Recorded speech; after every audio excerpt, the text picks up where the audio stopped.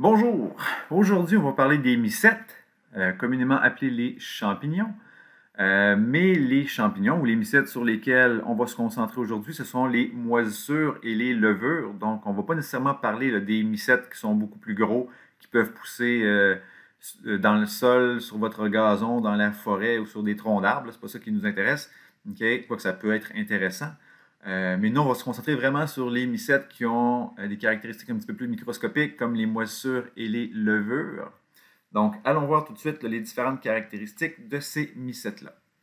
Donc, les trois principaux micro-organismes eucaryotes mycètes qui nous intéressent, donc je les ai nommés, en fait, je les ai nommés deux. On va parler des moisissures. Donc, je vais juste écrire un petit M. On va parler des levures. Et l'autre, dont je n'ai pas parlé encore, c'est un groupe qu'on appelle les mycètes dimorphes. J'essaie de m'appliquer pour bien écrire, mais c'est un échec lamentable. Donc, les mycètes dimorphes, je vais juste l'expliquer tout de suite parce qu'on n'en reparlera pas par la suite. Les mycètes dimorphes, ils ont la caractéristique de se comporter différemment en fonction de la température à laquelle ils se trouvent. Donc, par exemple, si vous avez un mycète dimorphe, je vais vous donner l'exemple d'Histoplasma capsulatum. Donc, c'est un mycète qui infecte l'humain et affecte ses poumons. Ce mycète-là, si je le mets à température pièce ou à peu près à 25 degrés Celsius, il va avoir l'apparence d'une moisissure. Mais si je le mets à 37 degrés Celsius, donc dans vos poumons, puis là je ne veux pas vous le mettre dans les poumons, croyez-moi, ça peut être dangereux comme infection, il va avoir l'air d'une levure. Donc le même micro-organisme, en fonction de la température à laquelle il pousse, se comporte de façon complètement différente et aura un aspect complètement différent aussi. Donc j'en glisse un mot pour que vous sachiez que ça existe, puis que ça peut causer des problèmes chez l'humain, particulièrement au niveau des poumons. Mais comme tel, au niveau alimentaire, c'est vraiment ces deux-là qui nous intéressent le plus, donc les moisissures et les levures. De façon générale, les mycètes sont hétérotrophes. Ce que ça veut dire, c'est que comme vous, ils doivent se nourrir de ce qu'ils trouvent dans leur environnement. Donc, pour avoir du carbone et de l'énergie. Donc, ce ne sont pas des végétaux. Il y a beaucoup de gens qui pensent que des champignons, c'est des végétaux. Ils vont dire que je sais pas moi, c'est même des légumes. Loin de là. Les champignons ne font pas de photosynthèse, donc ne peuvent pas se développer à partir de la lumière du soleil. Eux vont se développer plus à partir de matières organiques. Donc, des aliments, des matières comme par exemple les feuilles mortes, donc des végétaux en décomposition, etc. Donc, eux vont se nourrir de ça. D'ailleurs, ça profite. Ça veut dire que c'est un micro-organisme qui se nourrit de matières mortes. Par exemple, comme je l'ai dit, les feuilles mortes, peu importe. Tout ce qui est organique, les mycètes peuvent pas mal s'y attaquer. On les retrouve partout. Il y en a dans l'air que vous inspirez. Il y en a dans le sol, il va y en avoir dans la nourriture. Donc, on peut retrouver des mycètes partout. Les mycètes, de façon générale, ou du moins certains, peuvent tolérer quand même assez bien la pression osmotique. Donc, la pression osmotique, c'est quoi? C'est lorsqu'on a des aliments, par exemple, ou de l'eau, qui est très sucrée ou très salée. Donc, ces substances-là, généralement, vont déshydrater les micro-organismes qui s'y trouvent et ils ne pourront pas se développer. D'ailleurs, c'est pour ça qu'on salait beaucoup la viande ou qu'on sucrait beaucoup certains aliments pour, dans le fond, en augmenter la survie, ou en augmenter le temps de conservation. Donc, certaines moisissures vont résister à ça. Ils vont pouvoir se développer sur des aliments très sucrés ou très salés. Par exemple, un pot de confiture très sucré. Les bactéries vont avoir de la difficulté à s'y développer. Par contre, si on leur laisse le temps, vous avez un vieux pot de confiture là, qui est là depuis 7-8 mois, même peut-être plus dans votre frigo, ben, les moisissures pourraient finir par s'y développer. Elles peuvent même résister, comme je disais, au manque d'eau, mais souvent, c'est ça qui arrive quand on a une pression osmotique qui est forte. Ça va avoir tendance à déshydrater les organismes. On reviendra là-dessus. Leur croissance va être optimale, ben pas optimale, mais va être possible entre 0 et 40 degrés Celsius. Puis elle peut être optimale autour de 20 degrés. Certains vont préférer 37 degrés, donc la température du corps humain. Mais disons,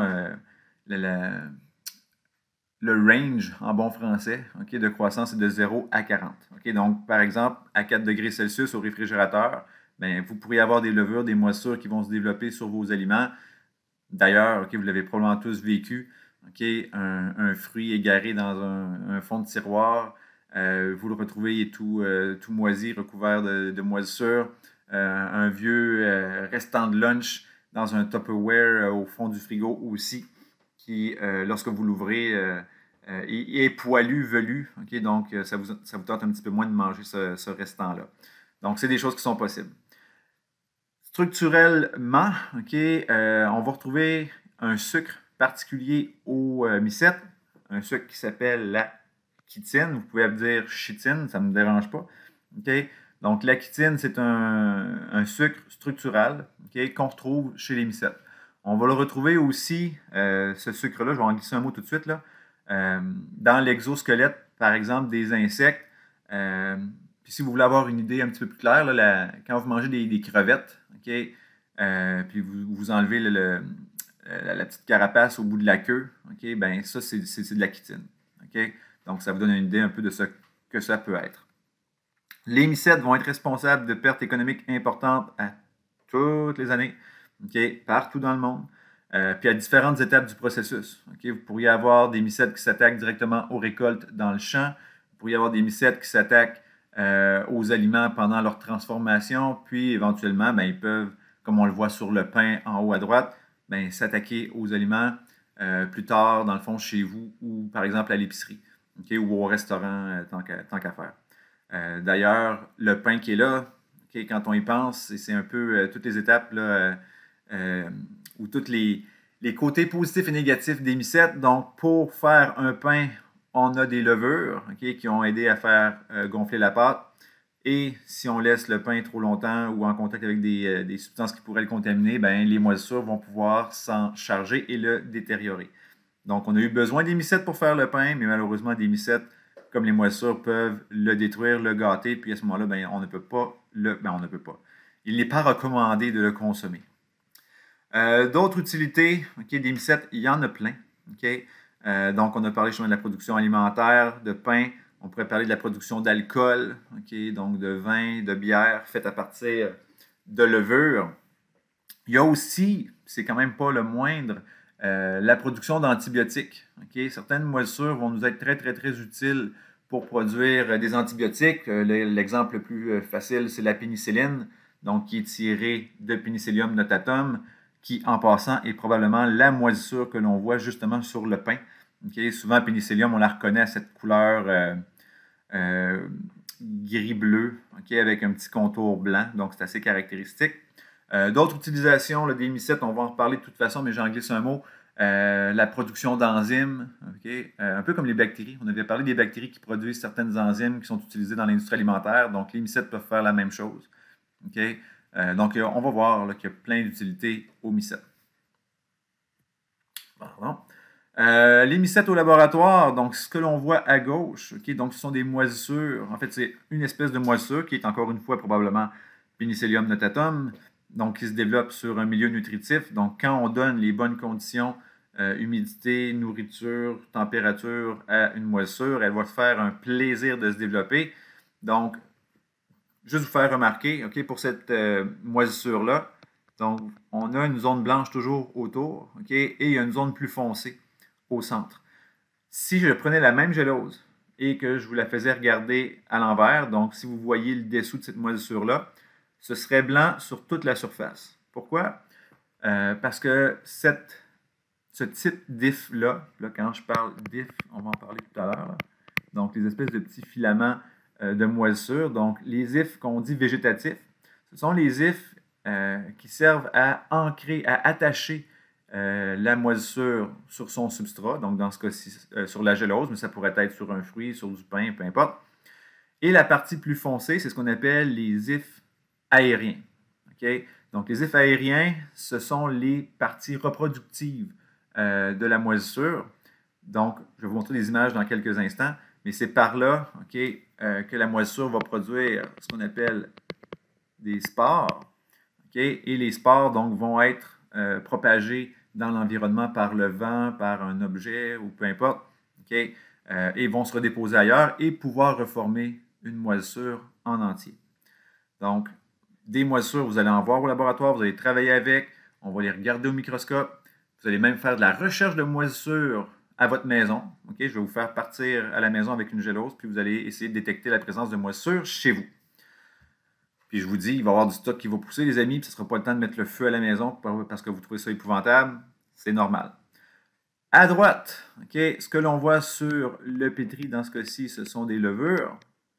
Okay, donc, on voit plein de colonies de levures. Chaque colonie était à la base une levure qui a été déposée à cet endroit-là. Et après 24-48 heures où on laissait pousser ces levures-là, elles se sont multipliées okay, par bourgeonnement. Et là, ce que vous voyez, chaque picot, chaque point, okay, c'est ce qu'on appelle une colonie qui est maintenant formée de millions de levures. Okay. Ces colonies-là vont être très similaires à ce qu'on pourrait voir, par exemple, chez les bactéries. Les bactéries aussi vont former des colonies sur gélose. Comment on va les distinguer? Souvent, ça va être en faisant le prélèvement de la colonie et en la regardant au microscope. Donc, on va voir que les levures sont plus grosses que les bactéries. On va voir que les levures ont des organites membraneux, donc on va voir qu'il y a des structures à l'intérieur. Puis, on pourrait voir aussi la façon dont les levures se reproduisent par bourgeonnement. Donc, on va le voir tout à l'heure, mais par exemple, vous avez une levure ici, et quand elle commence à se reproduire, donc on a la même levure, mais il y a un bébé levure qui pousse dessus. Okay? Et éventuellement, la levure est assez grosse, puis elle se divise comme ça.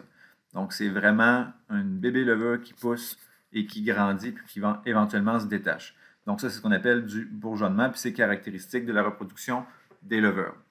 Aussi, on pourrait, quand vous êtes habitué, là, même reconnaître les levures à leur odeur, okay? Qui vont soit sentir un petit peu la pâte de pain qui est en train de fermenter, de lever, ou l'espèce de petite odeur de fond de bouteille, de restant de bière. Okay? Donc, c'est des petites odeurs qu'on peut reconnaître, okay? Mais c'est toujours mieux de faire des tests biochimiques ou de regarder au microscope pour confirmer le tout. Les mycètes dans la cuisine, ça peut être bon ou mauvais. Okay? Puis sur les deux images du haut, ben, c'est très mauvais. Okay? Donc, on a des moisissures et en très, très grande quantité là, sur les murs. Donc, ça, c'est problématique pour plusieurs raisons. De un, pour les aliments que l'on pourrait préparer, qui seraient potentiellement contaminés ou bien par la moisissure ou bien par les toxines que cette moisissure-là pourrait produire. Okay? Puis certaines toxines qu'on va voir dans quelques minutes peuvent être dangereuses, peuvent être mortelles. Donc, par la nourriture, ça, c'est une chose. Mais ça peut être dangereux, par exemple, si vous travaillez dans un environnement comme celui-là, pendant plusieurs heures, ben, ça va être votre santé à vous qui va être problématique. Okay? Surtout au niveau respiratoire. Donc, si vous respirez des milliers de spores pendant vos heures de travail, ben, ça peut finir par vous affecter. Puis là, il ne faut pas capoter. Okay? On s'entend que des spores, vous en inhalez à tous les jours. Moi, présentement, pendant que j'enregistre cette capsule vidéo-là, j'ai probablement inhalé des centaines, peut-être des milliers de spores. Okay? Puis là, je ne veux pas dire que ma maison est épouvantable, okay? Mais c'est normal qu'il y ait présence de moisissure dans l'air. Okay? Ce qu'il ne faut pas, c'est leur donner la chance de se développer. Okay? Donc, nous, par exemple, moi, au moment où je vous parle, je suis dans le sous-sol. Éventuellement, quand je vais finir ma capsule, ben, je pars le déshumidificateur, donc pour enlever une partie d'humidité dans l'air. Donc, ça nuit à la croissance des moisissures. Puis on passe l'aspirateur, on fait le ménage, donc on en enlève une grande partie. Okay? Mais quand même, au moment où je vous parle, j'en inhale, puis mon système immunitaire les élimine. Mais quand il y en a trop, c'est dangereux. Donc, il peut y avoir des mycètes qui poussent dans l'environnement, là, sur les surfaces de travail, près des éviers. Là, si on parle par exemple de la salle de bain, vous en avez peut-être déjà vu sur le bord du bain ou sur le bord de la douche. Okay? Donc, encore une fois, l'humidité favorise la croissance de ces moisissures-là. Ça pourrait être des levures aussi, dans le fond. Sur les aliments comme tels, ben là, ça aussi, vous avez déjà tous vu ça. Okay? Vous avez tous été déçus de constater que vous aviez des fruits ou des légumes qui étaient gâtés par des moisissures. Donc, toute évidence, là, ça se place au compost, ces fruits-là. Probablement que le panier au complet, il passerait.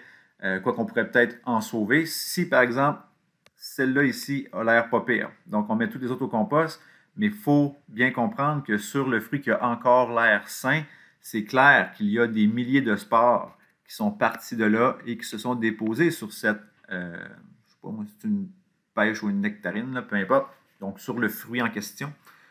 Donc, à ce moment-là, il faut bien la nettoyer, okay? Bien nettoyer le fruit avant de le remettre au frigo ou dans un panier à fruits, parce qu'éventuellement, si on le laisse aller, c'est clair que même si on a retiré les fruits qui étaient attaqués plus sévèrement. Celle qui a l'air encore saine, elle est quand même recouverte de, pas de moisissures, mais de spores, okay, de ces moisissures-là.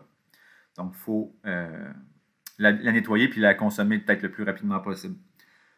L'autre, mais là, on paye pour que l'aliment soit moisi. Okay? Ça a l'air bizarre de le dire comme ça. Je ne sais pas si j'ai des amateurs de fromage bleu dans le groupe. Moi, j'en suis. Okay? Un amateur de fromage bleu. Pas n'importe quel, quand même. Il y en a qui sont un petit peu trop forts à mon goût.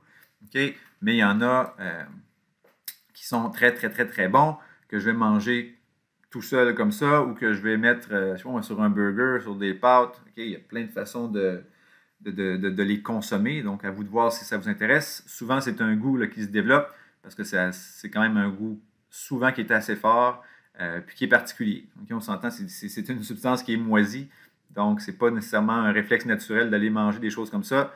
D'ailleurs, j'imagine que les premières personnes qui ont mangé ces fromages-là avaient vraiment très faim. J'imagine, ne voulaient pas le gaspiller, puis ont réalisé que c'était pas si pire, puis qu'ils n'étaient pas malades. Mais bref, okay, un petit fromage bleu de temps en temps, c'est pas mal bon. Les moisissures, caractéristiques générales, donc ce sont des organismes pluricellulaires, comme vous et moi, donc on est formé de plusieurs cellules, et chacune de ces cellules-là a souvent un rôle à jouer au sein de l'organisme entier. J'ai glissé un mot tantôt sur les ifs aériens végétatifs là, quand je parlais de pénicillium. Si je refais un petit dessin là, juste pour se mettre ça en tête. Donc, supposons que j'ai une tranche de pain. Okay? Et là, on a la moisissure qui est ici. Puis là, vous voyez tous les petits picots qui sont là. Ça, ce sont des spores. Donc, éventuellement, il pourrait y avoir un petit spore qui se dépose sur ma tranche de pain. Et là, vous voyez les filaments qui sont là. Okay? Ces filaments-là, c'était par exemple les petits filaments blancs de pénicillium qu'on voyait là, sur l'image tout à l'heure, vont agir un peu comme les racines d'un arbre. Donc, comme je disais, ils vont permettre à la moisissure de s'attacher au substrat. Donc, dans ce cas-ci, c'est ma tranche de pain. Donc, ces ifs-là, on va les appeler les ifs végétatifs. Okay? Donc, les ifs végétatifs, c'est l'attachement de la moisissure à son substrat, puis l'absorption de nutriments. Éventuellement, il va y avoir ce qu'on appelle des ifs aériens, qui ne sont pas aériens pour rien, un peu comme le tronc d'un arbre ou une fleur ou quoi que ce soit. Donc, ils vont s'élever vers le ciel. Okay? Et là, dans le fond, ce qu'on voit ici, on va avoir ce qu'on appelle là, des sporanges ou des conidies, là, peu importe. Donc, des regroupements de spores qui vont être produits et éventuellement, ils vont libérer ces spores-là qui vont aller se déposer ailleurs, sur une autre tranche de pain, sur un autre fruit, ou peu importe. Okay? Et ils vont former une moisissure en entier. Donc, ça ici, c'est ce qu'on appelle les ifs aériens. Donc, par exemple, ça ici, c'est l'if aérien, if aérien, if aérien. Okay? Vous comprenez le principe, if aérien, ça ici. Et tous les autres filaments, ce sont les ifs végétatifs. De ces ifs-là, okay, certains vont être segmentés, d'autres non segmentés. Qu'est-ce que ça veut dire? Okay? Je vais vous faire ça bien simple. Supposons que ça, c'est un if. Okay? Si vous avez un if segmenté au microscope, bien, vous allez voir que les cellules sont séparées les unes des autres. Okay? Tandis que pour un if non segmenté, bien là, vous le devinez, au microscope, vous ne verrez pas de séparation. Vous allez voir les noyaux. Okay, j'ai oublié de faire mes petits noyaux cellulaires. Là. Donc ça, ce serait un if segmenté. Mais ici, j'aurais un if qui est non segmenté, quand même formé de plusieurs cellules qui se sont fusionnées, mais il n'y a pas de segmentation, il n'y a pas de séparation. On va appeler ça un cénocyte. Donc ça va être le cénocyte. D'accord? Donc pourquoi je vous dis ça? Pourquoi c'est important? Bien, ça peut vous permettre d'identifier une espèce. Okay? Comme par exemple, des espèces non segmentées. On va voir du mucor, du rhizopus. Donc, si vous savez quelle est la moisissure qui est présente, bien, vous pouvez à ce moment-là mieux la contrôler ou mieux la traiter. Okay? Par exemple, surtout si c'est une infection humaine, là, on pourrait la traiter de façon différente. Quand vous voyez okay, un mycélium, dans le fond, quand vous voyez une masse de moisissure comme ça, là, on appelle ça un mycélium. La reproduction, j'en ai glissé un mot, se produit par les spores. Okay? Les spores peuvent être présentés de différentes façons. Donc, ils peuvent être présents dans un sac, ce qu'on appelle un sporange. Éventuellement, le sac éclate, puis les spores sont libérés. Ou vous pouvez avoir des spores qui sont juste comme, qui poussent au bout de l'if aérien. Donc, il y a différentes façons dont les moisissures se reproduisent. Les arthroconidies, chlamydoclamidies, blastocomidies, plus ou moins important, là, mais c'est juste pour vous dire qu'éventuellement, si vous aviez les identifiés, on peut identifier à partir du type d'if que l'on voit au microscope, mais aussi à partir de la partie reproductive, donc quel est son aspect. Et à ce moment-là, ça peut vous permettre de distinguer des moisissures. Les moisissures sont des organismes aérobies, donc ils ont besoin d'oxygène. Donc, dans un aliment emballé sous vide, dans une canne de conserve, là où il n'y a pas d'oxygène, les moisissures ne vont pas se développer. Mais si vous ouvrez le sac qui était sous vide, vous ouvrez la canne de conserve, puis la nourriture est placée à l'air libre ou placée ailleurs, donc dans un contenant, par exemple, encore une fois, de plastique, puis placée au frigo, bien là, la moisissure pourrait se développer. Mais ça lui prend absolument de l'oxygène. Au niveau de la santé humaine, ce sont les systèmes tégumentaires et pulmonaires qui sont les plus affectés. Pulmonaire, pour mal certain que vous savez ce que c'est. Tégumentaire, peut-être que vous l'avez vu dans votre cours de corps humain 1, mais c'est l'ensemble, dans le fond, de ce que sont les cheveux, les ongles et la peau. Donc, on va voir d'ailleurs des images de différentes mycoses qui peuvent survenir sur le corps humain. On va voir ça bientôt. En fait, on le voit maintenant. Si vous écoutez la télé depuis peut-être 1 an ou 2, on voit souvent la publicité d'un petit gars qui regarde les orteils de son père là, avec la mycose des ongles, puis il trouve ça épouvantable. Donc, puis on le voit d'ailleurs ici, là, ça c'est la mycose des ongles. Donc, ce sont des mycètes qui s'installent dans cette couche de kératine-là, parce que dans le fond, un ongle, ce n'est pas nécessairement vivant, c'est juste une couche de protéines rigide là, qui protège l'extrémité de votre doigt. Donc, ça peut être attaqué par les mycètes. Système tégumentaire, le cuir chevelu, donc la teigne, puis directement l'épiderme de la peau, donc la couche encore une fois kératinisée. Dans ce cas-ci, c'est ce qu'on appelle le pied d'athlète. Puis le pied d'athlète, on s'entend là-dessus, tu n'as pas besoin d'être un athlète pour le développer. Il faut juste que tu aies eu la malchance de marcher là où il y avait de ces mycètes-là. Il fallait que tu aies aussi peut-être des petites lésions dans ta peau. Pied d'athlète, on va l'attraper comment? Donc, vous pourriez l'attraper en marchant chez vous, à l'extérieur ou peu importe, mais souvent, on va voir ça dans les vestiaires sportifs, par exemple, le vestiaire pour la piscine. Si vous faites aussi, par exemple, soit des arts martiaux ou de la gymnastique, donc, si quelqu'un avant vous ou en même temps que vous le fait de l'exercice, a du pied d'athlète, puis là, vous faites, je sais pas, un kata au karaté ou peu importe, puis, donc, vous faites des mouvements, votre pied frotte sur le tapis d'entraînement, puis à ce moment-là, des mycètes sont déposés là, puis vous, avec le frottement, l'irritation que subit votre peau, ben, le mycète peut s'insérer puis causer du pied d'athlète.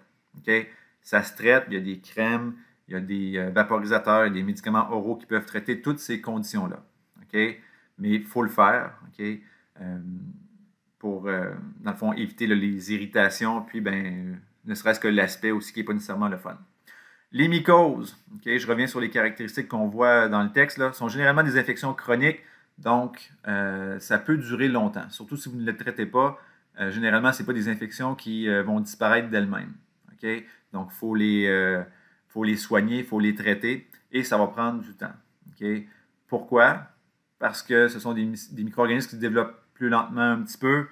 Souvent, ils sont situés dans des endroits dans le corps ou sur le corps où le système immunitaire a un petit peu moins accès.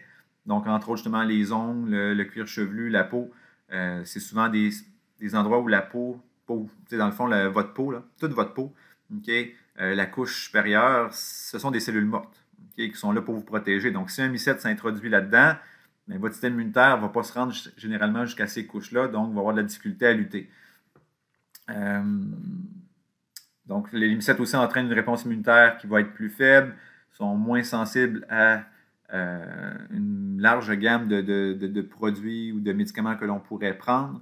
Si vous êtes un patient qui est immunodéprimé, donc par exemple, quelqu'un qui reçoit une greffe, vous avez reçu une greffe de poumon, greffe de rein, on vous donne un médicament pour ne pas que votre système immunitaire rejette la greffe, bien, à ce moment-là, vous êtes plus vulnérable à une infection par des mycètes.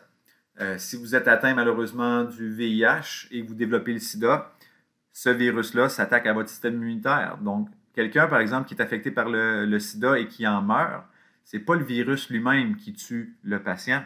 Le virus détruit le système immunitaire et le patient, malheureusement, va mourir de surinfection ou de développement de cancer, qui vont se développer parce que le système immunitaire n'est pas efficace.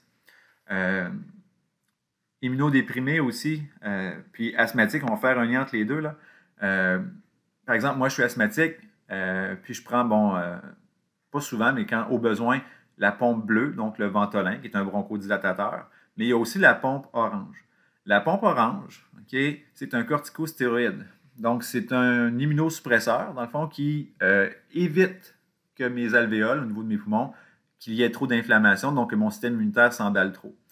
Mais si vous le savez, ou êtes vous-même asthmatique, ou avez vu quelqu'un qui l'est, qu'est-ce qu'on doit faire après avoir pris sa pompe orange? Bien, il faut se rincer la bouche. C'est pourquoi je me rince la bouche? C'est parce que le médicament qui devrait avoir un effet au niveau de mes poumons va aussi se déposer au niveau de ma bouche. Et en se déposant au niveau buccal, si je ne le rince pas, mon système immunitaire au niveau buccal va être moins efficace. Et à ce moment-là, il y a des mycètes qui vont se développer, donc des levures qui sont déjà présentes dans ma bouche, mais qui sont présentes en très petite quantité. Donc à ce moment-là, elles vont commencer à se multiplier beaucoup plus rapidement parce qu'elles ne seront pas limitées par le système immunitaire. Et là, vous allez avoir une belle langue blanche, le palais blanc aussi, ça va sentir mauvais. Donc, il ne faut pas oublier de se rincer la bouche. Aussi, je vais parler de peau irritée. Donc, on pourrait même rajouter l'âge. Donc, les personnes âgées vont être aussi là, des cibles plus faciles pour les infections de mycoses. Puis même, je pourrais dire les bébés naissants là, qui n'ont pas un système immunitaire super fort. Donc, ça, c'est toutes des conditions qui favorisent les infections à mycètes. Les dermatophytes, donc la teigne, le pied d'athlète, donc dans le fond, des mycètes qui s'attaquent à la peau.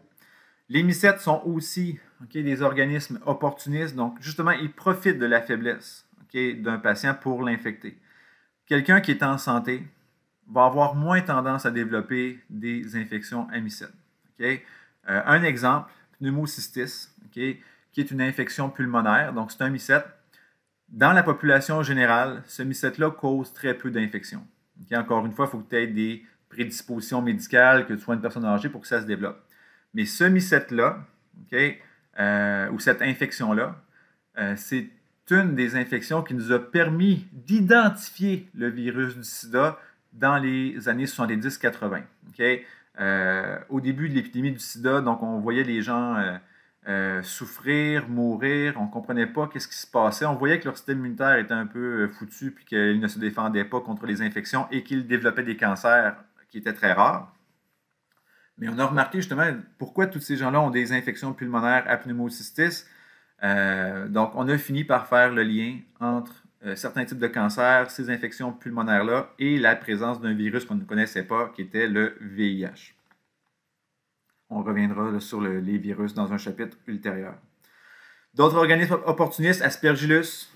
Encore une fois, Aspergillus, une moisissure qu'on va retrouver ou qui peut se retrouver au niveau pulmonaire, qui peut tuer des gens. C'est une infection qui est très grave. Donc, c'est une infection malheureusement qu'on peut attraper à l'hôpital. Puis là, je ne vais pas vous faire peur, je ne vais pas vous dire de ne pas aller à l'hôpital. Mais par exemple, quelqu'un qui subit une opération, qui va être intubé ou quoi que ce soit, s'il y a des spores d'aspergillus qui entrent dans ses poumons, ça peut être compliqué. L'autre, ce n'est pas une moisissure, c'est une levure candida. Puis c'est souvent candida albicans. Ça, c'est la levure qui cause, entre autres, là, les vaginoses ou les balanites. Donc, vaginite, balanite. Balanite, c'est une infection à levure chez les garçons. Puis la candida va aussi causer des infections, une infection qu'on appelle le muguet au niveau de la bouche. Bref.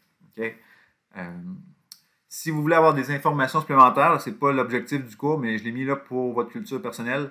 Quels sont les produits qui peuvent être utilisés là, pour traiter ces différentes mycoses-là. Donc, vous pouvez aller sur le site qui est là et vous allez avoir de l'information supplémentaire. Les levures maintenant, donc contrairement aux moisissures, elles sont unicellulaires. Elles se reproduisent par bourgeonnement. Donc, si on regarde les levures là, sur l'image en haut à droite, tous les petits boutons qui sont là, c'est ce qu'on appelle des cicatrices de bourgeonnement. Donc, ça veut dire que la levure, donc par exemple cette levure-ci, OK, on va dire qu'elle a eu 3 bébés, puis on voit ici qu'il y en a un quatrième en route. OK, donc ça, c'est le bourgeon de cette levure-là. Donc, éventuellement, le bourgeon va devenir plus gros, puis va se détacher. OK, donc, reproduction par bourgeonnement. Les levures, contrairement aux moisissures, peuvent être aérobies ou anaérobies facultatives. Ce que ça veut dire, aérobie, donc elles ont besoin d'oxygène, mais anaérobie facultative, ça veut dire qu'elles se débrouillent très bien en présence d'oxygène. Okay? En fait, elles préfèrent l'oxygène. Mais s'il n'y en a pas, okay, elles vont se débrouiller pour survivre quand même et elles vont procéder à la fermentation. Et là, c'est là que ça devient intéressant pour l'être humain parce que nous, on profite de la fermentation des levures pour obtenir plusieurs produits alimentaires. De l'alcool, vin et bière, et le pain. Le pain, OK, ce qu'on recherche surtout, c'est la production du gaz par la levure lorsqu'elle fermente, OK, pour faire gonfler le pain. Oui, il y a de l'alcool dans la pâte du pain, OK, parce que la levure fait toujours les mêmes déchets quand elle fermente. Là, OK. Les déchets de fermentation, c'est du CO2, puis je vais écrire éthanol, OK, E-T-O-H, OK, de l'éthanol, donc un alcool. Mais dans le pain, okay, quand on va le faire cuire la pâte, ben, l'éthanol va partir. Okay? Puis le CO2 va avoir servi simplement à faire gonfler la pâte. Donc, on profite de la capacité anaérobie facultative de la levure pour obtenir plusieurs produits. Les infections, là, je viens d'en glisser un mot, vaginite, balanite, donc infection à levure au niveau des organes génitaux. La balanite chez les garçons va être plus fréquente chez les garçons qui ne sont pas circoncis, donc qui ont encore un prépuce et qui, on va dire, n'entretiennent pas correctement, ne nettoient pas, n'ont pas une hygiène adéquate. Okay? Donc, les levures se développent donc, entre le gland et le prépuce. Et éventuellement, même, ça peut coller un sur l'autre. Okay? Donc, pensez-y. Okay? À tous les garçons non circoncis de la classe, pensez à ça. Muguet, j'en ai parlé. Okay? Donc, infection au niveau surtout de la bouche. Les nouveaux-nés, on va voir ça souvent au coin des lèvres. Donc, une petite pâte blanchâtre qui va se développer. C'est généralement bénin. Il ne faut pas s'en faire avec ça. Ça finit par partir. Souvent, le muguet apparaît dans le fond suite à une naissance naturelle. Donc, l'enfant naît, est en contact avec les levures au niveau vaginal de la mère.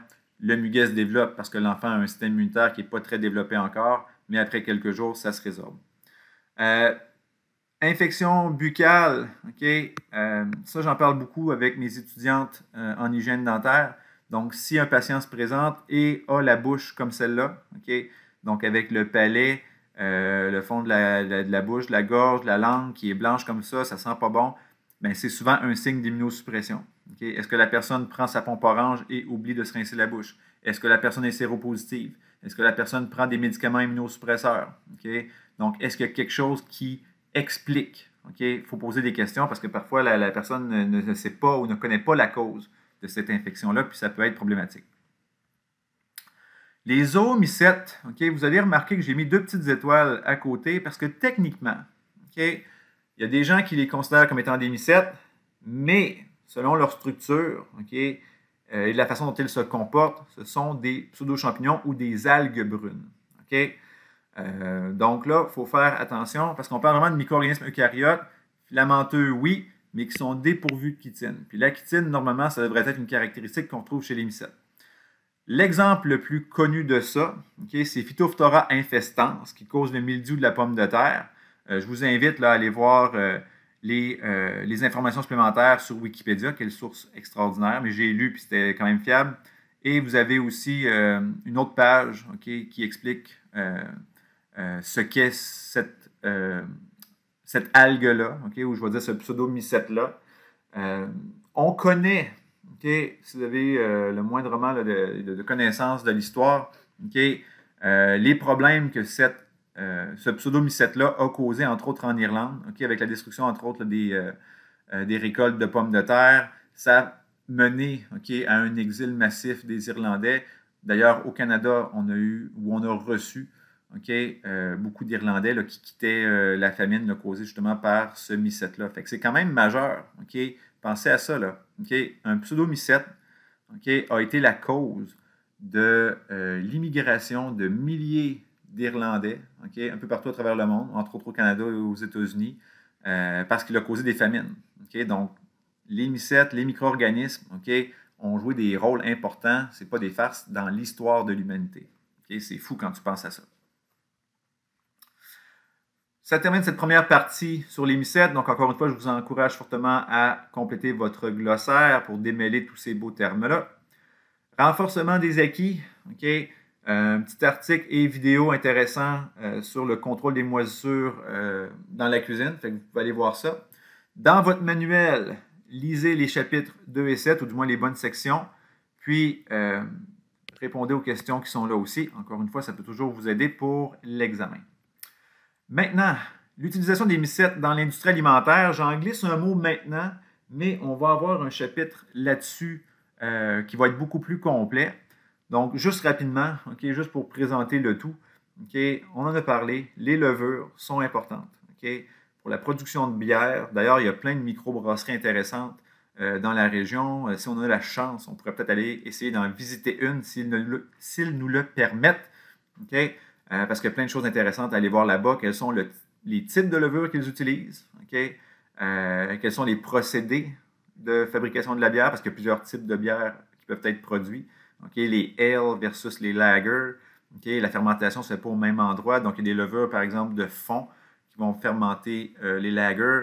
Des fermentations hautes de surface à des températures plus élevées aussi qui vont être des ale. Puis, il y a toute une panoplie de bières différentes qu'on peut faire avec des caractéristiques différentes. Puis je ne parle même pas du type de houblon et de céréales qui sont utilisés, là, juste la levure comme telle.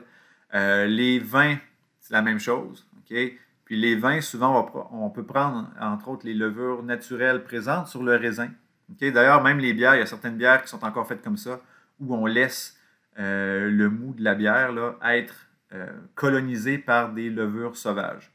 La plupart des brasseries, microbrasseries, utilisent des levures qu'ils contrôlent. Donc, on ajoute nos levures. Donc, on veut s'assurer de la reproductibilité du produit. Donc, on contrôle un petit peu plus là, en ajoutant les levures de notre choix. Puis, même principe là, pour le pain.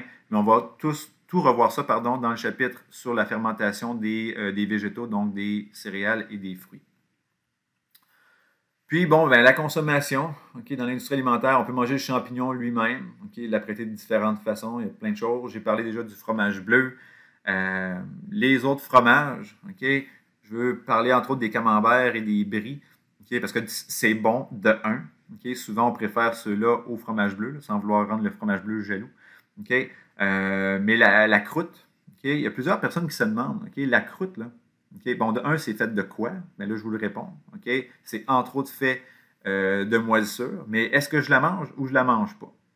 Mais là, techniquement, c'est un petit peu une question de goût. Dans un brie ou un camembert, la réponse est oui, c'est comestible. Donc, vous pouvez le manger. Ça ne va pas vous tuer. Mais pour question de texture, de goût, il y a des gens qui ne la consomment pas. Fait que c'est pas grave, mettez ça au compost, on ne virera pas fou. Mais c'est ça. Donc, ce sont vraiment des moisissures qui se développent, qui forment ce qu'on appelle la croûte fleurie autour du fromage.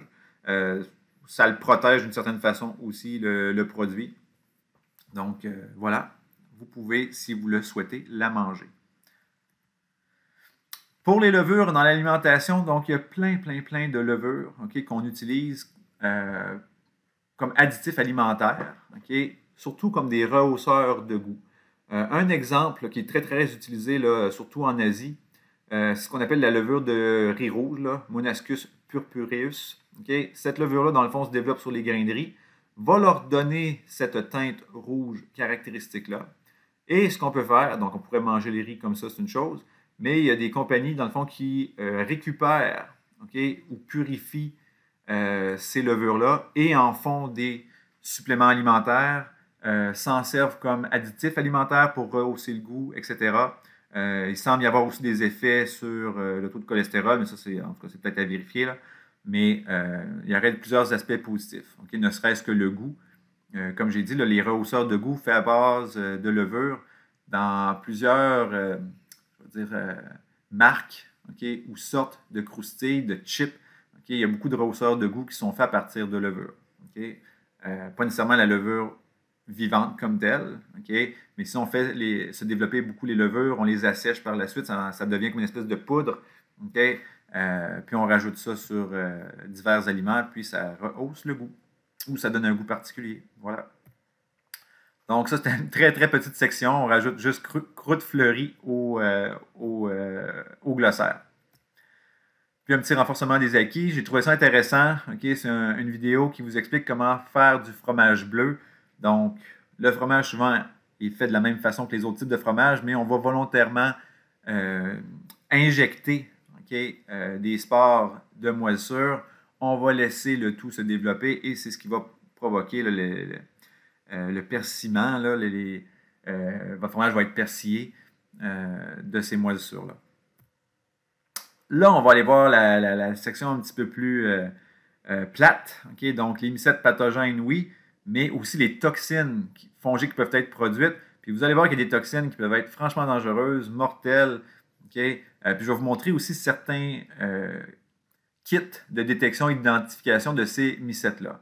Parce que ce n'est pas impossible qu'un jour vous ayez à travailler, par exemple, pour l'Agence canadienne d'inspection des aliments et qu'on vous demande de détecter, par exemple, dans des importations d'arachides, de noix, de légumes, de farine, donc de faire des tests de détection de toxines. Parce qu'on ne voudrait pas, par exemple, mettre sur le marché des tonnes de sacs de farine, puis réaliser que cette farine-là était contaminée par une toxine dangereuse, puis là, on a mis la vie de milliers de Canadiens en danger. Donc, allons voir, puis commençons par une qui est peut-être les plus connues, là, la maladie qu'on appelle l'ergotisme, ou les autres petits noms, c'est le mal ardent, le feu de Saint-Antoine, la peste du feu, donc on s'entend qu'il y a une sensation de brûlure à quelque part là-dedans.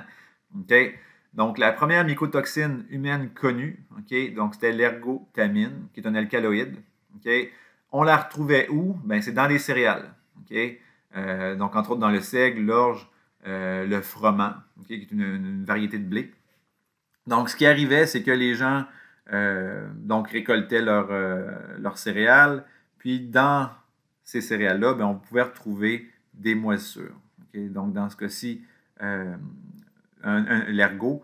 Et en consommant les farines faites à partir de ces céréales-là, ces céréales contaminées-là, les gens pouvaient souffrir et en mourir.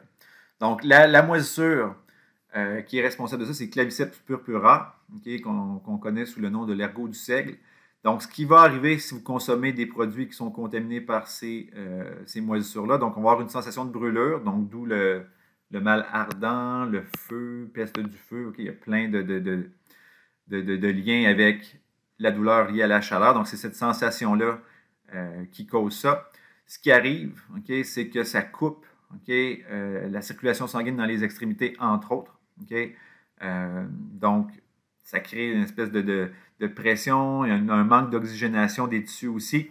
Donc, s'il y a un manque d'oxygénation, ça peut entraîner la gangrène. La gangrène va être causée par une bactérie, mais ce qu'il faut comprendre, c'est que c'est le mycète qui a bloqué ou limité la circulation sanguine dans les extrémités. Donc, les tissus commencent à mourir, la bactérie s'insère là, Clostridium perfringens, et commence à causer la dégradation des tissus. Éventuellement, ça peut entraîner des amputations, donc c'est quand même majeur. D'autres symptômes, la douleur abdominale, diarrhée, convulsions, hallucinations, parce que le LSD, c'est un alcaloïde qui est tiré de cette substance-là. Donc, le LSD, à l'époque, à la base, on voulait le développer comme étant un médicament, mais il y en a qui ont réalisé que ça donnait des petits trips hallucinogènes et qui l'ont orienté vers le marché noir des drogues, mais c'est quand même tiré de moisissure. Donc, ça, c'est quand même une moisissure qui a causé beaucoup de dommages, beaucoup de décès. On parle, ça fait quand même plus de 1000 ans quand on y pense, mais quand même 40 000 morts en France qui ont été dues à ça. Puis il y en a encore aujourd'hui, ça existe encore. La leucie toxique alimentaire, causée par la moisissure, cette fois Fusarium. Donc là, on parle d'une céréale qui est le millet, qui va être moisi. Et lors de la Deuxième Guerre mondiale, on a eu beaucoup de morts en Russie. Donc il y avait des problèmes d'approvisionnement en aliments. Les gens se sont retournés vers des céréales qui n'étaient peut-être plus propres à la consommation. Puis malheureusement, ben, tu as le choix. Tu manges ce que tu trouves ou tu meurs de faim. Ben, il y en a malheureusement qui sont décédés suite à la consommation de ces mycètes-là, donc de la toxine qui était produite. Puis la famille de toxines qui est produite par Fusarium, on appelle ça les trichothécènes. Okay? Donc, vous allez attraper ça ou consommer ça par des farines de blé, de millet ou de farine de maïs contaminée. Encore une fois, une sensation de brûlure, gastro-entérite. Ça va attaquer la moelle osseuse. Okay? Puis en attaquant la moelle osseuse, je vous rappelle ce qui est fait là. Pas la moelle épinière, on s'entend, la moelle osseuse. Okay? Donc, vos cellules sanguines, vos cellules immunitaires sont faites dans la moelle osseuse. Okay? Donc, s'il y a une attaque à cet endroit-là, ben, votre production de globules rouges et votre production de cellules immunitaires va être compromise. On va aussi avoir des cancers de l'œsophage dus à cette toxine-là. Donc, vous pouvez aller jeter un coup d'œil, je peux aller vous montrer dans le fond, là, sur un document de la santé publique au Québec. Donc, on vous explique ce qu'est Fusarium, okay, où on la retrouve, comment on peut la faire pousser, puis bon, vous allez avoir plein d'informations sur cette espèce-là. Okay? Puis il y a même des informations, qu'est-ce qu'on peut faire en laboratoire, okay? Elle va avoir l'air de quoi, okay? Les métabolites produits, les problèmes de santé causés par ça. Donc, c'est des références super importantes. Puis, vous pouvez aller chercher de l'information aussi sur d'autres espèces de mycètes, okay? Comme Penicillium. Penicillium, souvent, on va l'avoir de façon positive, là. Okay? Mais il y a plein d'informations là-dessus. Il peut aussi y avoir certains problèmes de santé liés à ça. Donc, c'est une belle référence. Okay? Moi, je vous incite à aller fouiller là-dedans pour avoir plus d'informations. Voilà. L'aflatoxine, okay? Soulignez-la, celle-là, gang, okay? Le plus grand danger potentiel pour la santé humaine, c'est cette toxine-là. Okay? Puis il y a plein de kits de détection, d'identification de cette toxine-là. Je vais être honnête avec vous, je voulais que l'on fasse des laboratoires là-dessus, mais les tests comme tels coûtent une fortune. Okay? Donc, il aurait fallu qu'on passe quasiment le budget en entier pour faire un laboratoire là-dessus. Ça aurait été intéressant. Okay? Donc, ce sont des tests que l'on fait pour détecter la présence de la toxine, là, entre autres dans les céréales ou dans les noix. Okay? Donc, on pourrait prendre des arachides, là, on prend des peanuts, on les broie, puis on essaie de détecter la présence d'aflatoxine. Ça aurait été un lab le fun, mais c'est ça, ça coûte cher. Bref, donc cette toxine-là, mortelle à forte dose, nocive à petite dose répétée. Donc, si on en mange de façon chronique, donc vous avez, je ne sais pas moi, acheté un 5 kg de peanuts au Costco, puis vous les mangez petit à petit, mais éventuellement, il y a une petite quantité de toxines dedans. Donc, éventuellement, si vous en passerez votre 5 kg, après un an ou deux, je ne sais pas là, quelle quantité vous pourriez manger ça. Je n'ai jamais essayé. Mais ça pourrait être nocif pour votre santé. Substances naturelles parmi les plus cancérigènes. Donc, vous consommez ça, okay, et vous pourriez développer des cancers au niveau du foie, des reins, de l'estomac et du côlon. Okay? Donc, système urinaire et digestif vont être atteints. Tératogène, okay? C'est quoi tératogène? Ben, ça peut avoir un effet, okay, sur le développement, par exemple, du bébé et des embryons. Donc, ça peut être extrêmement dangereux là, pour une femme enceinte. Si un animal mange de ça, okay, donc vous avez, je ne sais pas moi, du bétail là, qui se nourrit de maïs ou de résidus de culture du maïs, puis c'est contaminé par le mycète, donc par l'Aspergillus flavus, là, ben, l'animal pourrait, donc oui, s'intoxiquer, mais on pourrait retrouver aussi de la toxine dans la viande ou dans le lait des bovins, des vaches. Ici, je montre un exemple, okay, d'un rapport qui a été produit. Ça fait quand même presque un an, plus qu'un an. Okay? En fait, non, pas vrai. Il a été publié à ce moment-là, mais donc, c'était des recherches qui ont été faites dans différents produits, okay? Même des poudres de cacao, dans des épices. Okay? Il y a de cela 7-8 ans, pardon. Donc, on explique la procédure, qu'est-ce qui a été fait, qu'est-ce qu'on a trouvé, okay? Quelle quantité d'aliments étaient contaminés, etc. Donc, c'est très complet, très intéressant à aller regarder. Pas à apprendre par cœur, c'est pas ça l'objectif. mais c'est de comprendre comment et pourquoi on a fait cette recherche-là, puis quelles sont les conclusions qu'on en a tirées. Je vous montre quelques exemples de tests aussi qui peuvent être réalisés pour détecter ces toxines-là. Donc, vous avez des tests qui vont être réalisés et qui vont nous permettre de détecter la présence de la toxine avec un appareil qui s'appelle le HPLC. Okay? C'est un appareil, on en a au cégep, des appareils comme ceux-là, utilisés surtout en biotech. Donc, on va placer notre solution, nos toxines dans une solution. On le fait passer dans l'appareil et l'appareil, s'il le détecte, ça va faire des espèces de petits pics. Dans le fond, on va détecter la présence de cette substance chimique-là. D'autres exemples de kits qui peuvent fonctionner différemment, ce sont des tests immunologiques. Donc, on utilise des tests dans lesquels il y a présence d'anticorps anti-aflatoxine.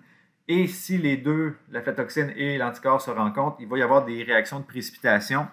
Et on va voir, il y a une réaction qui va se produire et ça va souvent émettre, par exemple, soit une couleur ou quoi que ce soit.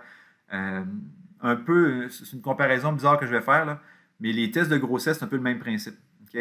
Dans le fond, un test de grossesse, c'est que la femme veut détecter la présence de l'hormone de grossesse dans son urine. Et sur la petite bandelette sur laquelle elle va uriner, il y a des anticorps qui reconnaissent cette hormone-là. Et si l'hormone est présente, l'hormone va être captée par l'anticorps et ça va former un précipité de couleur. Et là, vous allez voir, je sais pas moi, deux petites bandes qui vont apparaître, là, deux petites bandes bleues ou deux petites bandes roses, peu importe. Et ça va être le signe que l'hormone était présente. Donc, pour le test que je viens de voir, là, de Creative Diagnostics, c'est le même principe. Donc, ce sont des anticorps qui nous permettent de détecter la présence de ces toxines-là.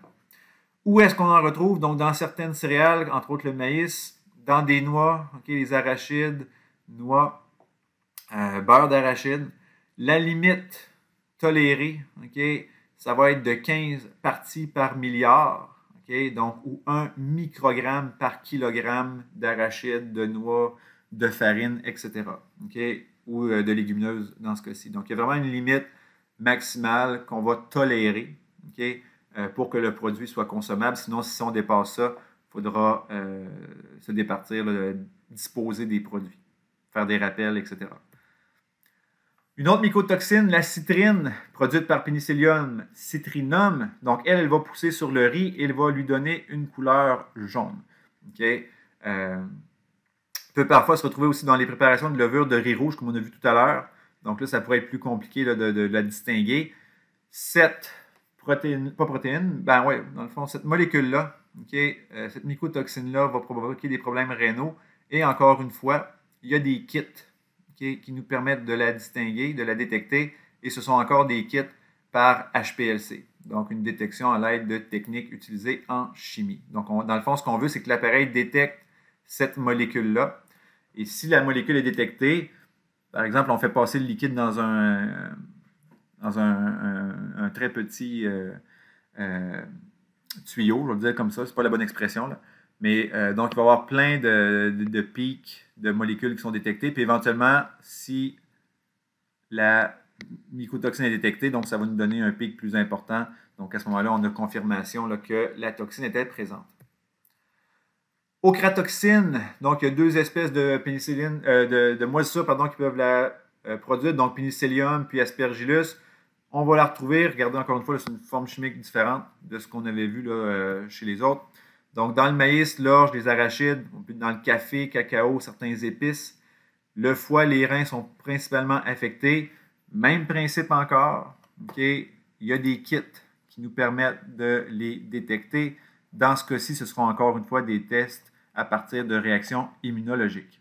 Il y a vraiment des compagnies là, qui se spécialisent dans la production de produits comme ceux-là pour permettre justement aux organismes, soit fédéraux, québécois, les laboratoires de recherche, de détecter ces mycètes-là, ces toxines-là en fait. Une autre, peut-être plus commune, la patuline, qui est une mycotoxine qu'on va retrouver entre autres sur les pommes. Donc, Penicillium et Aspergillus peuvent en produire. Et là, regardez bien ça, cette toxine-là, on l'a déjà utilisée comme antibiotique. Donc, la patuline a des vertus antibiotique, donc elle tue des bactéries. Mais un gros problème, okay, c'est qu'elle entraîne de la toxicité au niveau du système nerveux. Donc, tu te ramasses avec des problèmes cérébraux, mais tu n'as plus ton infection urinaire. En tout cas, à vous de voir. Donc, on va la retrouver sur les pommes pourries. Okay? Donc, je suis certain que vous avez déjà vu ça. Okay? Des pommes qui ont l'air de ça. On peut la retrouver, puis là, ça va être plus difficile à détecter, là, mais dans le jus de pomme ou dans les purées ou compotes de pommes. Donc, c'est ça. Il faut faire attention. Si jamais vous voyez des rappels alimentaires pour les compotes de pommes, les jus de pommes, okay, prenez ça au sérieux parce que ça peut entraîner des problèmes importants. Diarrhée, vomissement, c'est encore pas si pire, mais les problèmes immunologiques et neurologiques sont beaucoup plus sérieux et ça pourrait aussi être cancérigène. Donc, la patuline, c'est une toxine à prendre au sérieux. Je vous invite à aller voir le petit vidéo okay, qui est ici. On vous montre okay, comment les pommes qui sont récoltées en grande quantité puis qu'on utilise justement pour faire des compotes, des jus ou quoi que ce soit, bien, on va les nettoyer correctement pour éviter justement que cette mycotoxine-là soit produite et qu'elle ne se retrouve dans vos aliments. Ça termine ce petit chapitre-là sur les toxines. Donc, encore une fois, complétez votre glossaire. Essayez de démêler okay, les différentes toxines qui sont produites et où on peut les retrouver. Renforcement des acquis. Donc, comme je l'ai dit, il y a des rapports de la CIA qui sont intéressants. Les kits de détection, les BAM, okay, donc les protocoles standards de détection et d'identification des moisissures, levures et mycotoxines. Encore une fois, c'est un organisme américain, mais c'est une référence super intéressante parce qu'il y a plein de protocoles okay, pour détecter, identifier. Ils vous disent quel milieu prendre, quelle température incuber. C'est vraiment très complet. Donc, éventuellement, si vous devez trouver des protocoles, c'est une bonne référence. Okay? Puis, vous avez des vidéos intéressantes là, sur la détection des mycotoxines, donc je vous invite à aller les regarder. Dernière section, okay, pas très longue, mais la détérioration des aliments par les mycètes. Okay? Donc, il y a des moisissures qui ne vont pas nécessairement être dangereuses pour vous. Okay? Donc, ils ne vont pas nécessairement causer des problèmes dans la santé humaine, mais ils vont détériorer les aliments, puis ils vont les rendre soit moins agréables à regarder, moins agréables à manger aussi. Donc, ils vont s'en prendre à ce qu'on appelle les qualités organoleptiques, donc le goût, la texture, l'aspect, okay, l'odeur. Donc, ces qualités-là peuvent être altérées. Donc là, c'est sûr que vous avez une super belle collection d'aliments et de moisissures avec des noms bizarres, puis je ne vous demanderai pas d'apprendre tout ça par cœur. Okay? Je pourrais poser des questions là-dessus à l'examen, mais ça va être des questions générales, ou dans le pire des cas, je pourrais vous mettre le tableau en annexe dans l'examen. Okay? Mais juste pour vous les présenter rapidement, là. Donc, du beurre, okay? Ça peut être attaqué par l'aspergillus puis cladosporium. Les fromages, je vais vous montrer une image d'ailleurs de mucor, entre autres, pénicillium, géotrichum. Il y a plein de moisissures là, qui s'attaquent au fromage. Puis là, je ne parle pas des moisissures qui sont utilisées pour faire le fromage. Ça, c'est une chose. Là, je parle vraiment des moisissures d'altération. Donc, des moisissures qui n'ont pas d'affaire là, mais qui vont se développer et qui vont altérer, dans le terme le dit, là, qui vont, dans le fond, vous faire perdre vos aliments. Les légumes frais peuvent être attaqués, les fruits frais, pain et pâtisserie, okay? Rhizopus, mucor, pénicillium. Okay? Je suis sûr que vous avez déjà tout vu ça sur du pain à la maison. Okay? Puis souvent, des fois, les gens me disent, ben là, j'ai un pain tranché, puis la première tranche que je vois est moisie. Les autres ont l'air corrects, est-ce que je peux les manger? Mais ma réponse, ce serait oui. Okay? Vous pouvez enlever la partie du pain qui est affectée. C'est sûr qu'il y a présence de sport dans le sac. Okay? Fait que votre pain, là, il ne va pas se conserver pendant des semaines, mais vous pourriez les consommer. C'est sûr que si vous ne faites pas confiance à ça, ça vous écœure, ben compostez le tout, puis c'est pas la fin du monde. Okay? Mais bon, à vous de voir. Okay? Même principe pour les fromages. Là. C'est déjà arrivé, moi, je ne sais pas moi, une grosse brique de cheddar ou de mozzarella qui était dans le frigo. Il y a une moisissure dessus. Ben, moi, ce que je vais faire, c'est que je vais retirer la section du fromage là, qui est atteinte par la moisissure, mais je vais manger le reste. Okay? Mais il y en a que ça les écœure, puis ils jettent le tout, compostent le tout. Okay? Donc, ça dépend peut-être un petit peu là, de votre perception de la chose. Bon, les graines d'oléagineux, fruits secs, poudre de lait, salaison, donc voyons, des salamis, peu importe, là, ou des aliments qui ont été produits de cette façon-là. Donc, ça va être des moisissures souvent qui vont tolérer beaucoup plus la pression osmotique. Mais bref, ce sont toutes des moisissures là, qui sont utilisées, pas qui sont utilisées, pardon, mais qui peuvent se retrouver sur vos aliments et qui peuvent les détériorer. Par exemple, mucor sur le fromage, okay, on l'appelle le poil de chat. Okay?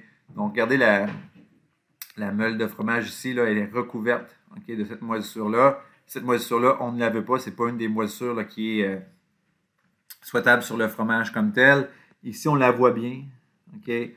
Vraiment un aspect là, velu, poilu. Okay? Malheureux, mais ce fromage-là, on va passer. Rhizopus, okay? Une moisissure très fréquente. Okay? Si vous regardez l'image du bas, l'espèce de dessin, dans le fond, quand je vous parlais des ifs végétatifs, donc on s'attache dans le substrat et en hauteur, on va avoir les ifs aériens par lesquels les spores vont être libérés. Okay? Donc on le voit même un petit peu, là, même à l'œil nu, okay? Sur le pain. Sur la fraise, c'est un petit peu moins évident, mais sur le pain, on peut voir qu'il y a des petits ifs aériens qui vont permettre la reproduction. Okay? Donc on s'entend que cette tranche de pain-là, là, je ne la mange pas. Ça, c'est clair. Donc dans ce cas-ci, c'est Rhizopus. Il y a Stolonifera nigricans, qui sont deux espèces de Rhizopus, mais le résultat est le même. Ce sont des moisissures qui détruisent les aliments. Parce qu'on s'entend, là, du pain, des fruits, tout ça, c'est très riche en matière organique. Les fruits ont une bonne humidité généralement aussi. Donc voilà. Okay? Puis dans le pain, ce qu'on peut rajouter, on en parlera éventuellement, mais on peut rajouter des agents de conservation. Okay? Donner un exemple. Si vous avez un pain de boulangerie commercial en tranche que vous achetez, il y a de fortes chances qu'il y ait des agents de conservation dedans. Tandis que si vous allez à votre petite boulangerie plus artisanale, souvent, puis ils vont en faire une fierté, là, il n'y aura pas d'ajout d'agents de conservation. Donc, si vous prenez une tranche de pain de chacun de ces pains-là, donc de votre pain en tranche de boulangerie plus commerciale et l'autre d'une boulangerie artisanale, puis vous les mettez sur le comptoir, puis vous attendez pour voir lequel des deux va se détériorer le plus rapidement, ben moi, je mettrais un petit 5 okay, sur le fait que le pain artisanal va être attaqué plus rapidement parce qu'il n'y a pas justement d'agent de conservation. Donc, il n'y a pas de substances chimiques qui ont été ajoutées. Puis là, quand je parle de substances chimiques, il faut faire attention. Substances chimiques, ça ne veut pas dire que ce n'est pas naturel. Il y a des agents de conservation qui sont des produits tout à fait naturels qu'on ajoute au pain. Okay? Donc, ce n'est pas toujours des molécules qui ont été inventées par l'être humain. D'accord? Mais on a ajouté ça pour que le pain se conserve plus longtemps. Maintenant, les levures d'altération, okay, donc peuvent contaminer tous les aliments, mais résistent peu à la compétition. Ce que ça veut dire, c'est que s'il y a déjà d'autres types de micro-organismes, bactéries ou moisissures qui sont présentes, elles vont avoir tendance à se faire éliminer, se faire tasser par la compétition. Donc, qu'est-ce qu'il va y avoir comme altération? Qu'est-ce qu'on va voir? Okay? Par exemple, dans des jus ou des liquides quelconques, donc le liquide va être trouble. Okay? Donc, il va y avoir quelque chose comme qui flotte dedans, c'est pas super beau. Il peut y avoir un voile ou une pellicule à la surface des aliments. Okay? Ça aussi, vous avez peut-être déjà vu ça. Moi, j'ai déjà acheté, par exemple, du jus là, dans des tétrapacks ou des choses comme ça, puis il y a une petite pellicule sur le top. Pas super. Des fois, c'est des moisissures, mais des fois, c'est des levures aussi. Le pH va changer le goût et l'odeur. Okay? Fait que ça, des fois, ça nous aide beaucoup. Okay? Quand la bactérie, la levure, la moisissure provoque un changement de couleur, un changement d'odeur, tu ne te poses pas de questions. Tu sais que ton aliment est contaminé et qu'il n'est peut-être plus consommable. Le danger, souvent, c'est justement quand il y a soit des toxines ou que le mycète, la levure, la bactérie ne cause pas de changement de goût, puis tu as le temps de consommer l'aliment, puis d'avoir les conséquences après, bien ça commence à être plus problématique. Si vous voyez, okay, puis ça, c'est pas rien, là, quand les emballages sont déformés, okay? Encore une fois, quand je parle des déformations, là, souvent, ça va être gonflé.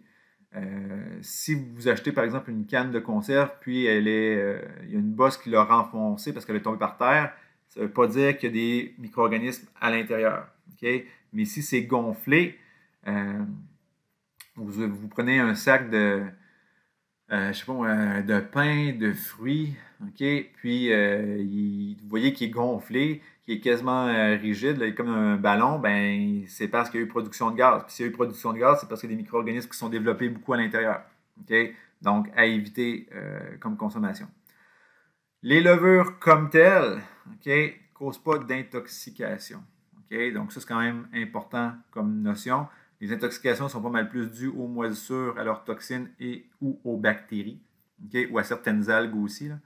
Mais les levures comme telles peuvent causer bien des problèmes, mais pas nécessairement une intoxication.